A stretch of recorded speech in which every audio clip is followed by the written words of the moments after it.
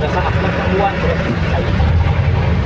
Gayon na lamang ang pag-ibig ng Diyos, ibinigay niya ang kanyang bugtong na anak, upang ang sino magpumampalataya ay hindi makakaanak, bagkus magkaroon ng buhay na walang hanggan.